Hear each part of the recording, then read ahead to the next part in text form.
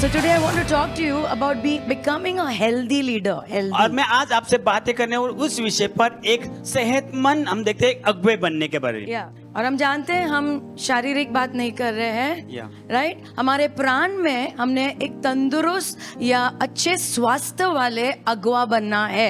It's extremely important और ये बहुत ही महत्व का है, because see just the way we get sick in our body और जैसे हम अपने शरीर में बीमार हो जाते एंड वी हैं नीड हीलिंग, तब हमें चंगाई की जरूरत होती द है। सेम वे उसी प्रकार से when we are not okay inside, और जब हम अंदर ठीक नहीं रहते वी आर हैं carrying many things from our past, और हमारे अतीत से हम बहुत सारी बातों को हम ले चलते हैं। if we are not healed, then instead of being a blessing, we will be a pain to people. अगर हम चंगे नहीं हो जाएंगे तो उसके बदले हम क्या होंगे? लोगों के लिए हम एक दर्द या दुख का कारण बनेंगे। आशीष बनना चाहिए लेकिन दुख का कारण बनेंगे। आमेन। So that is why this is very very important. और इसलिए ये जो बात बहुत ही महत्व की है। We need to be healthy. तो हम तंदुरुस्त होना है, and our church needs to be healthy. और हमारी कलीसिया भी तंदुरुस्त रहना है। Can I hear an amen? Amen. Okay, so you know in Matthew 28, आपको पता है मत्ती उसका 28 अध्याय में लोगों को प्रभु में लाना आसान है, it's easier. और प्रभु में लाना लोगों के लिए आसान है। सुनो, हमें क्या करना होता है? हमें सुसमाचार देना है, राइट? बाकी का काम कौन करता है? पवित्र आत्मा ही करते हैं। But making disciples is not so easy. परंतु शिष्य बनाना ये कोई आसान बात नहीं है। But Jesus said, प्रभु यीशु ने कहा, make disciples. आप शिष्य को बनाओ। इसका मतलब सिर्फ प्रभु में लाने के बाद ऐसे छोड़ मत दो। जब एक छोटा बच्चा जन्म लेता है तो क्या हम उसे छोड़ देते हैं? उसके बाद तो सब कुछ शुरू होता है। माँ को लगता है 9 महीने खत्म हो गए, प्रेज गॉड, अभी बाहर आ गया, अब मेरा काम खत्म। अरे अभी तो काम शुरू हुआ है। वैसे ही सारे प्रभु के पास्टर्स, अगुवे, we are like spiritual parents. हम एक आत्मिक माता पिता के समान हैं। And now we have to carry a lot of children. और अभी हमें बहुत सारे बच्चों को ले चलना है। Can I hear an amen? Amen. Okay, so now how have we done discipleship till now? और अब तक हमने चेले या शिष्य कैसे बनाए I'm हैं? sure हर चर्च ने चेले बनाए हैं, right? कि यीशु ने कहा चेले बनाओ, और फिर लिखा है वचन 20 में उनको सिखाओ to do everything that I have commanded you. हर एक वो बात जो मैंने तुम्हें आज्ञा दी उन बातों को वो करे। You know what this is? आपको पता है ये क्या है? This is an iceberg. और ये हम देखते हैं ये बर्फ का पहाड़ है। हाँ, बर्फ का पहाड़ है, इसके आइसबर्ग कहते हैं, ओके? और ये ना धोखादायक है। पता है क्यों? क्योंकि बाहर से ना खाली वो उतना सा दिखता है। Actually you can only see around 1/10, और सिर्फ उसका 1/10वां भाग देख सकते हैं। 10 में से एक भाग दिखता है, बाकी 9/10 है ना अंदर रहता है पानी में। Come on. So what happens is, आप जानते हो टाइटैनिक भी क्यों डूब गई? क्योंकि वो उन्होंने जांचा नहीं, उन्होंने गेज नहीं किया कि कितनी गहराई होगी ये पहाड़ की। दिख नहीं रहा था। ये तो हमें दिख रहा है फोटो इसलिए, लेकिन दिख नहीं रहा था। खाली बाहर से उनको लगा ये छोटा सा है, लेकिन अंदर बहुत ज्यादा था। We are also like this. हम भी ऐसे ही है। We are also like this. हम भी ऐसे ही है। हम खाली लोगों को ये भाग दिखाते हैं, ऊपर का। ये जब हम प्रभु के पास आते हैं सही समय पर आमेन बोलना हम सीख जाते हैं, सब हाथ उठाते हैं, हम भी हाथ उठाते हैं, हम थोड़े ठीक ठाक हो जाते हैं। बाहर जितना भी गुस्सा, अंदर आके ऐसा praise the Lord, come on. We are also like that. हम भी ऐसे ही है। हम भी जितना दिखाना है उतना पार्ट दिखाते हैं, लेकिन हम सब एक्चुअल में क्या है ना, ये है। और मैं सिर्फ पाप की बात नहीं कर रही हूँ, हमारा अंदरूनी जीवन, आवर इनर लाइफ, हमारा अंदरूनी जीवन which nobody sees, जो कोई भी देख नहीं सकता, nobody knows, किसी को भी पता नहीं है, but God knows, सिर्फ परमेश्वर जानते God हैं। sees। मत्ती 11:28 में यीशु ने कहा, सारे थके हुए, बोझ से दबे हुए मेरे पास आओ। और हमें लग रहा है ये खाली हमारी इवेंजलिस्टिक सर्विस के लिए इस्तेमाल होगा। ये वचन मतलब सारे संसार के लोगों को हम कह रहे हैं, देखो प्रभु तुम्हें बुला रहा है। नो, प्रभु हम सबको भी बुला रहे हैं। we get tired in ministry. हम हमारी सेविका में थक जाते हैं। Come on, आज हम थोड़ा खुल के बात करेंगे। सब कुछ इतना इजी नहीं होता है जैसा हम दिखाते हैं। तुम्हारे चर्च से 5 परिवार चले जाते हैं, तुम खत्म हो जाते हो, मैं खत्म हो जाती हूँ। Let's be honest. हम ईमानदार बने। आइए ऐसा दिखावा ना करें कि मैं बहुत मजबूत हूँ, मुझे कुछ नहीं होता है।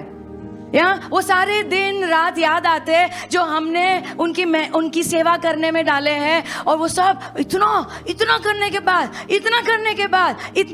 बाद छोड़ के गए। यस और no? So we are not machines. तो हम मशीन नहीं है, हम प्रभु के सेवक हैं। एंड प्रभु आज हमें भी कह रहे हैं, सारे थके हुए, बोझ से दबे हुए मेरे पास आओ, मैं तुम्हें विश्राम देना चाहता हूँ। और अगर हम मदद नहीं लेंगे, मैं आपको प्रॉमिस करती हूँ आपकी मिनिस्ट्री क्रैश होने वाली है। और मैं आपको बाइबल में से आज पूरे सेशन हम उसके बारे में देखने वाले हैं, कैसे प्रभु के लोग क्रैश हो गए, उनकी सेवकाई जैसे जानी चाहिए थी वैसे नहीं गई। क्यों? क्योंकि ये जो भाग है, ये यीशु को उन्होंने कभी ये भाग में आने नहीं दिया है। हम हाथ उठा के गाते हैं, आइए प्रभु, टेक ओवर माई लाइफ, मेरे जीवन के ऊपर तू ताबा ले। लेकिन वो भाग अभी तक हम कभी कभी खोलते नहीं है। Matthew 12:33 मत्ती उसका 12:33। And Jesus said, प्रभु यीशु ने कहा, a tree is identified by its fruit. और एक पेड़ की पहचान उसके फल से होती है। आमेन। ये जो फल है ना, जो यीशु ने कहा, ओके, फल ये आता है, लेकिन ये हम दिखाते कुछ और है। See, if we are showing something, वो थोड़े दिन के बाद वो सूख जाएगा, क्योंकि वो सच नहीं है। All this we are carrying into our ministry. और ये सब बातों को हम ले चलते हमारी सेविका में। And God is saying, this is not the way you serve me. और परमेश्वर कहते हैं कि इस तरह से तू मेरी सेवा मत कर। He is the spirit of truth. वो सत्य का आत्मा और है। जब हम खोलते अपने आप को, सच्चाई में खोलते हैं, तो परमेश्वर बहुत खुश होते हैं और वो कुछ हमारे जीवन में करना शुरू करते हैं। आमेन। Amen. Show me that Matthew 12:33 again. Yeah. So a tree is known by its fruit. और एक पेड़ को पहचानते उसके फल से। If a tree is good, अगर पेड़ अच्छा है, its fruit will be good. तो उसके फल भी अच्छे होते हैं। पेड़ अच्छा है मतलब क्या? उसकी जड़ अच्छी है। जड़ मतलब वो सारी चीजें जो दिखाई नहीं दे रही है, या वो पहाड़ के जैसा, बर्फ के पहाड़ के जैसा अंदर का भाग जो दिखाई नहीं दे रहा है, अगर वो सही रहेगा एक पेड़ में, तो फल भी सही आने वाले हैं। आमेन। आमेन। और वो थोड़े समय वाले फल नहीं रहेंगे, वो प्रभु को महिमा लाने वाले फल रहेंगे। Come on, Jesus said no, यीशु ने कहा ना, मैंने तुम्हें चुना है ताकि तुम क्या करो, फल लाओ। आमेन। लेकिन वो फल हमने वो एक्टिंग करके नहीं दिखाने हैं। जब हम अंदर ठीक होते हैं, सच में वो फल उत्पन्न होते हैं प्रभु की महिमा के लिए। Our emotional health is very very important. और हमारी भावनाओं में हमें तंदुरुस्त रहना बहुत ही महत्व का It's है। very important. ये बहुत ही महत्व का है। और what is happening in our emotions? हमारे भावनाओं में क्या हो रहा है, It tells us whether we are maturing. तो ये बात हमें बताते हैं कि हम परिपक्व हो रहे या नहीं। क्या हम बढ़ रहे हैं कि नहीं? So what we are doing? तो हम क्या करते हैं, अंदर क्या चल रहा है, वो एक क्या बोलते हैं, that is a gauge to know how much a person is maturing. तो हम अंदर कैसे है उसका एक नाप हमें बताता है कि हम कैसे परिपक्व हो रहे हैं। हम दिखावा थोड़े समय के लिए कर सकते हैं, आमेन, लेकिन एक्चुअली हमारी भावना में क्या हम तंदुरुस्त है? अगर तंदुरुस्त है तो इसका मतलब हम बढ़ रहे हैं, Amen. हम परिपक्व हो रहे हैं। Amen. कितने प्रभु के जन है बाइबल में जो they have not done well. और उन्हें बहुत अच्छा नहीं किया। If you look at Saul, अगर आप साउल को देखोगे, शॉल राजा को देखोगे, प्रभु ने उसे चुना। Yeah. इतने सारे लोगों के बीच में से प्रभु ने ऐसा करके उसको चुना कि ये राजा होगा। But do you know the Lord says, I regret that I have made him king. प्रभु का यहाँ पर कहता है कि मैं इस बात से दुखित हूँ क्योंकि मैंने उसको एक राजा के नाम पे नियुक्त किया। या मैं पछता रहा हूँ कि मैंने इसको क्यों राजा बनाया। Because if you look at Saul's life, अगर आप साउल के जीवन को देखते हो, जब हम इमोशनल हेल्थ की बात करते हैं ना, आज तुम कैसे हो उसकी बात नहीं चल रही है, अब कैसे चल रहे हो अंदर। एक दिन ऊपर एक दिन नीचे की बात नहीं चल रही है, वो हम सबके साथ होता है। लेकिन एक 6 महीना, 1 साल, 6 साल, क्या अंदर चल रहा है? क्या हम अंदर बदल रहे हैं? अगर बदल रहे हैं तो 100% हम बढ़ रहे हैं प्रभु में। Amen. 1 Corinthians 3 verse 1 to 3. पहला कोरिन्थ की पत्री उसका 3 अध्याय वचन 1 से 3। Okay, Paul is coming to the Corinth church. अब पौलुस यहाँ पर कोरिन्थ की कलीसिया से कहता है, एक्चुअली कोरिन्थ चर्च में वो जाया करता था और वो कुछ कह रहा है, वो लेटर लिख रहा है उनको, और वो क्या कह रहा है ना, actually you are acting like people of this world. आप इस संसार के लोगों के जैसे तुम काम कर रहे हो। नहीं, मैं बताती हूँ। ओके, सुनो, वो क्या कह रहे हैं ना, तुम संसार के जैसे ही व्यवहार कर रहे हो। हेलो, तुम संसार से बाहर निकाले गए हो। कलीसिया का मतलब है बाहर निकाले गए। आमेन। लेकिन अभी मैं क्या देख रहा हूँ, वो क्या कह रहा है, मैं क्या देख रहा हूँ, अभी तो तुम संसार के लोगों के जैसे ही बिहेव कर रहे हो वापस। ओके, दैट्स व्हाई मैं चाहता था तुमसे बड़ी बड़ी बातें करूँ आत्मिक लोग समझ के। But what is the problem? परंतु समस्या क्या है? You are like babies as far as your faith is concern. और आप आपके विश्वास में एक बच्चे के जैसे हो, अभी बड़े नहीं है। सब लोग बोलो बड़े नहीं है। बड़े नहीं हो। आमेन। वाह, इसका मतलब हम प्रभु में 20 साल से हो सकते हैं, 30 साल से हो सकते हैं, लेकिन शायद आत्मिक क्षेत्र में हम छोटे से बच्चे ही दिख रहे हैं। हर एक स्वस्थ व्यक्ति बढ़ता है। If you see a child, अगर आप बच्चे को देखते हो, छोटा बच्चा होता है, हमारी अपेक्षा क्या होती है? वो बढ़ेगा। आमीन। हमारा योहान जब बढ़ रहा था ना, पता है हर घर में ये होगा ना, अब वो दीवार के पास एक एक लाइन होती है ना, हमने लाइन लगाई थी। अच्छा ये साल में इतना था, 2 महीने के बाद वापस खड़ा करते थे। अच्छा अभी इतना बड़ा, वाह अभी इतना बड़ा, अभी इतना बड़ा। हर माँ बाप ये सोचा ये बढ़ रहा है, ये बढ़ रहा है। So when a child is growing, और जब बच्चा बढ़ता है, दैट इज नॉर्मल। ये आम बात है। लेकिन कभी कभी बच्चे ठीक नहीं होते, बीमार होते हैं और वो उतने ही रह जाते हैं। सेम तरह से आत्मिक क्षेत्र में कितने साल हो गए उससे कुछ फर्क नहीं पड़ता है। क्या हम बढ़ रहे हैं? और कैसे पता चले हम बढ़ रहे हैं? हम अंदर ठीक हो रहे हैं। So then he saying verse 2, और वचन 2 में वो कहता है, इसलिए मैंने भी तुम्हारे साथ बच्चों के साथ, छोटे बच्चे बालक के जैसा ही व्यवहार किया, और मैंने तुम्हें दूध पिलाया। मैं तो आज चिकन लेके आया था तुम्हारे लिए लेकिन जब मैं आया मैं शॉक हो गया, इनके तो दांत ही नहीं निकले हैं ये अभी बढ़ना ही नहीं चाहते, उधर ही बैठे हैं। इसलिए मैंने क्या किया ना, दूध ही पिलाया और चला गया।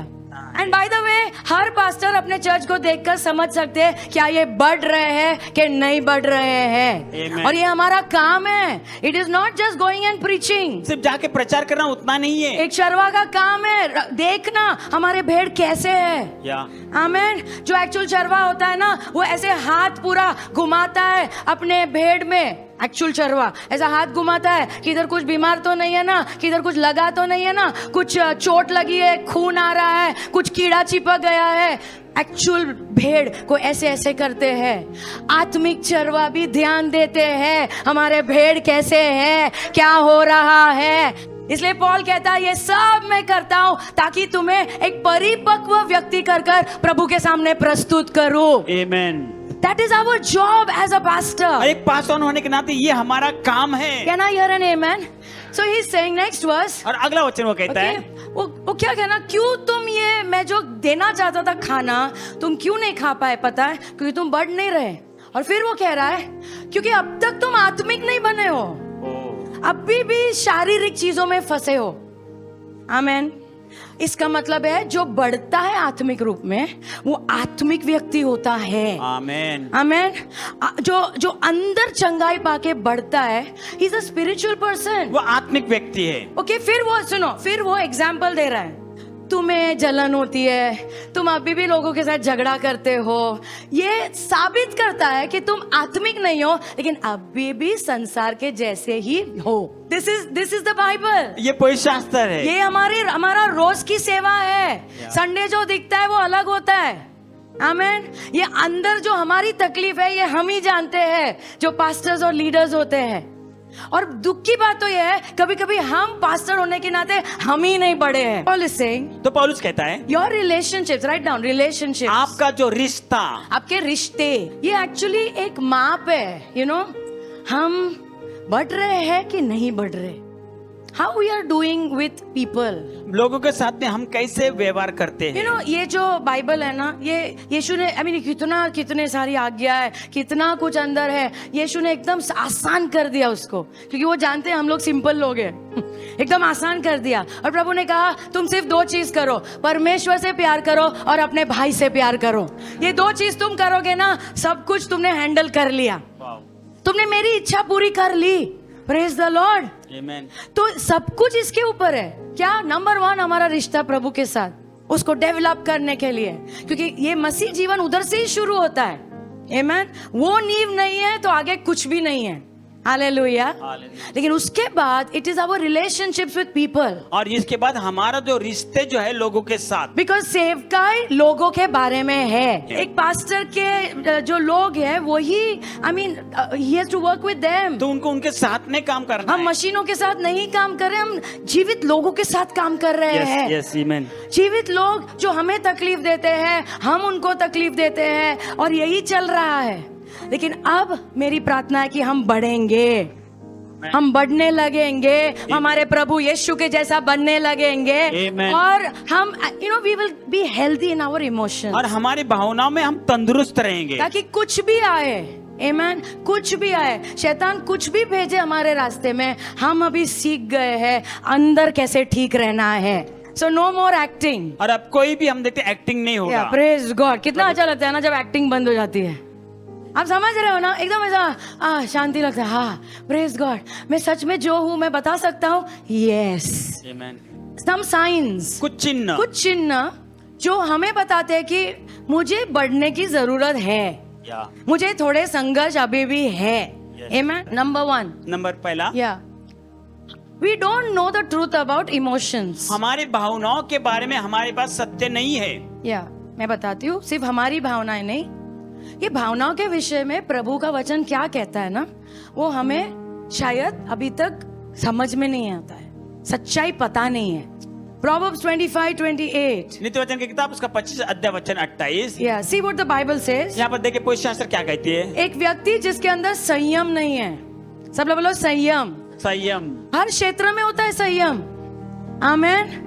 इट इज नॉट जस्ट कि लैंगिक पाप के बारे में खाली बात हो रही है, ऐसा नहीं है।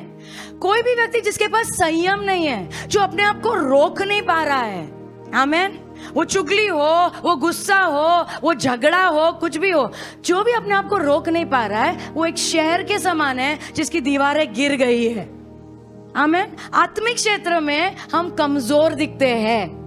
So our emotions are very important. तो हमारी भावनाएं बहुत महत्व की है। What is the truth about our emotions? हमारे भावना के बारे में सत्य की बात क्या है। Genesis 1:26. उत्पत्ति की किताब 1 अध्याय वचन 26। उत्पत्ति 1:26 में लिखा है, हम परमेश्वर के स्वरूप में रचे गए हैं। Amen. We are made in the image of God. हमें परमेश्वर के स्वरूप में बनाया है। How is God? परमेश्वर कैसे है? Can he think? क्या वो सोच सकते हैं? तुम भी सोच सकते हो। आप भी सोच सकते हो। क्योंकि हम प्रभु के स्वरूप में बनाए गए। क्या प्रभु चीजों को महसूस करते हैं? यस। हम भी महसूस कर रहे हैं। आमेन। Does God have a will?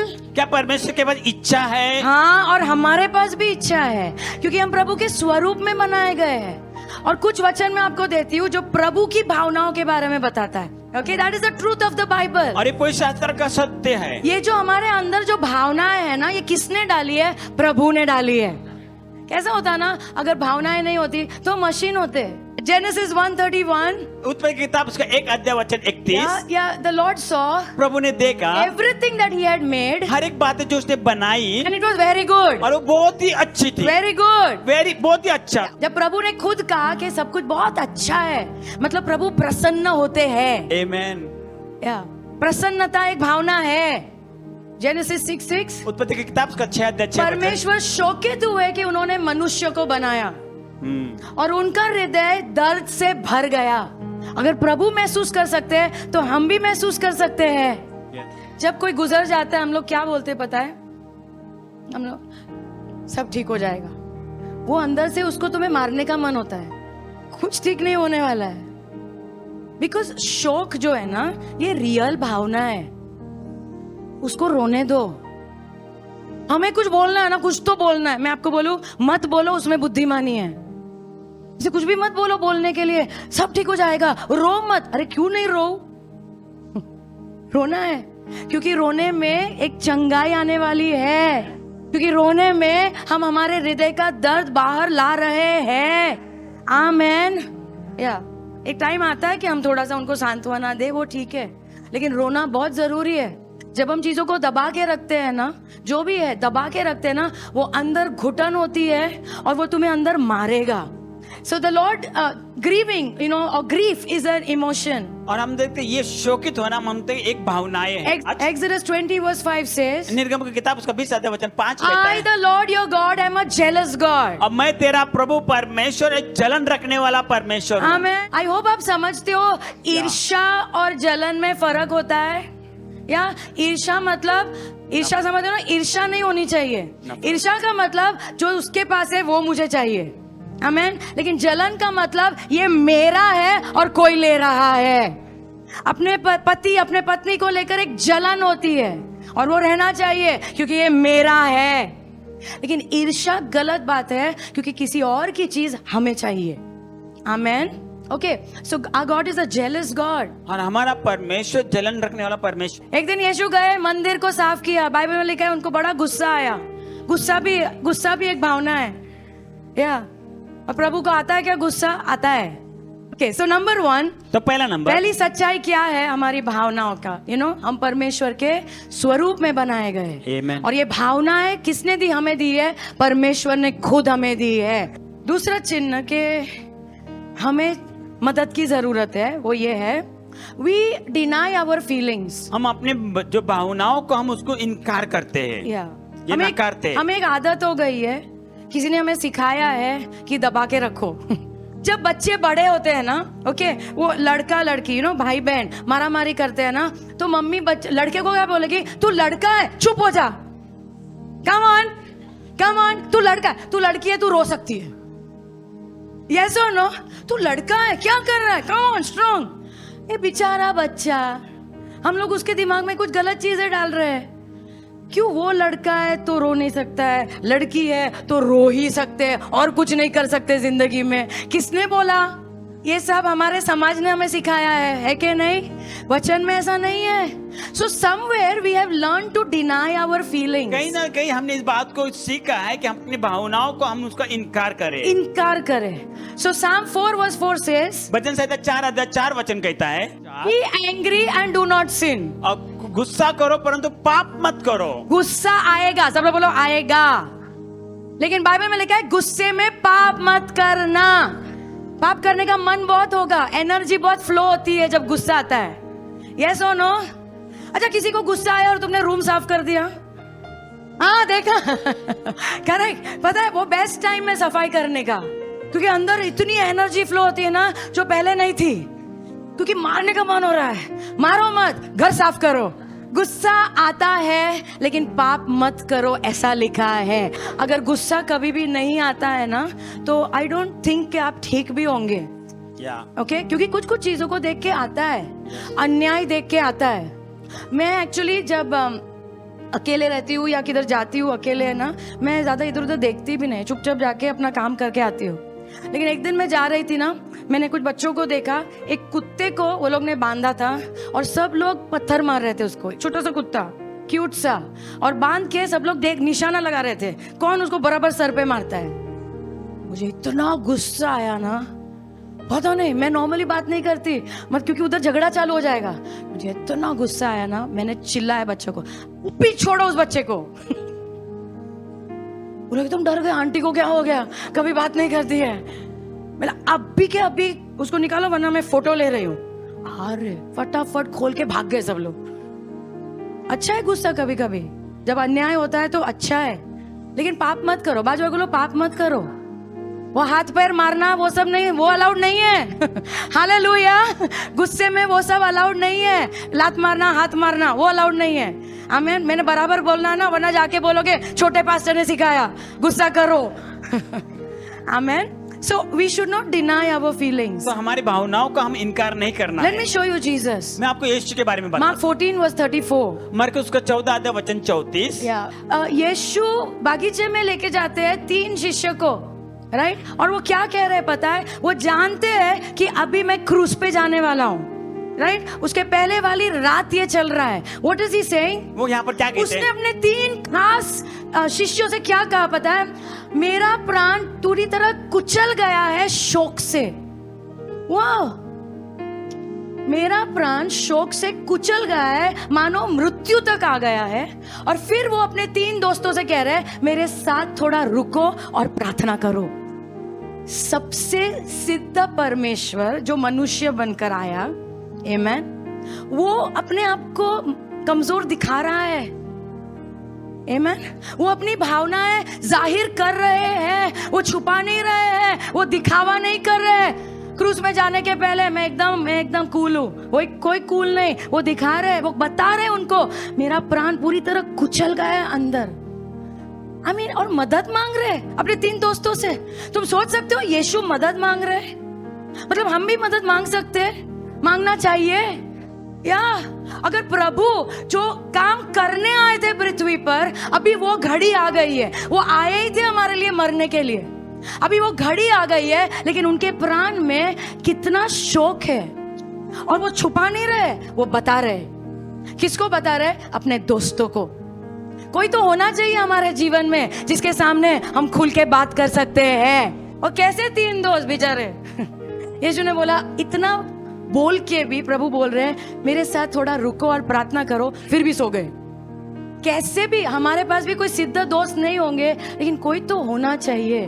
अगर प्रभु ईमानदार होकर अपनी भावनाएं जाहिर कर सकते हैं, तो हम क्यों इतना दबा रहे हैं उसको? कोई तुम्हें पूछ रहा है कैसे हो, मैं बिल्कुल ठीक हूँ, एक्चुअली ठीक नहीं हो, हमें आदत हो गई है। कैसे हो? बिल्कुल ठीक।